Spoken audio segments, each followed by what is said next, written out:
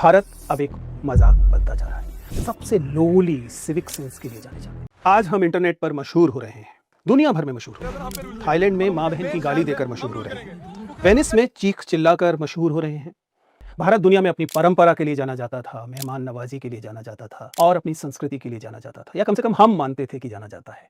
लेकिन आज हम निकृष्टतम, सबसे लोली सिविक सेंस के लिए जाने जाते हैं।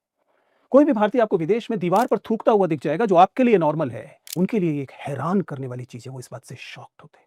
आपको भारतीय वहां के पार्क के फव्वारों में नहाते हुए दिख जाते हैं साबुन लगाकर, उनके लिए ये बहुत हैरान करने वाली बात है। वो इस बात से बहुत चिंतित होते हैं। ऐसा करते समय आप केवल खुद को बदनाम नहीं करते हैं, आप इस देश के 1 अरब 40 करोड़ लोगों को, 1 अरब 40 करोड़ लोगों से बने हुए पूरे देश को बदनाम करते हैं। क्योंकि किसी भी देश की पहचान उसके झंडे या उसके आदर्शवादी जो सिद्धांत हैं, सिर्फ वही नहीं होते।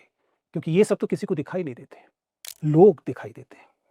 सड़क पर चलते हुए लोग प्रतिनिधि होते हैं उस देश के, उनका व्यवहार प्रतिनिधि होता है उस देश का। इसलिए सिर्फ भारतीय ही नहीं, भारतीय दिखने वाला कोई भी व्यक्ति विदेशों में जब इस किस्म का व्यवहार करता है, जिस किस्म के व्यवहार से आपको घृणा हो, जुगुप्सा हो, गंदगी दिखाई दे, तब आपकी छवि पर यह गंदगी आती है। आप कभी विदेशियों से बात कीजिए, विदेश में बसे भारतीयों से बात कीजिए, वे सबसे ज्यादा एम्बेरेस कब होते हैं? वो भारतीयों के व्यवहार के कारण सबसे ज्यादा शर्मिंदगी महसूस करते हैं। ये जो मिसिंग सिविक सेंस है, उसका सोर्स दरअसल यही हमारा अपना घर है।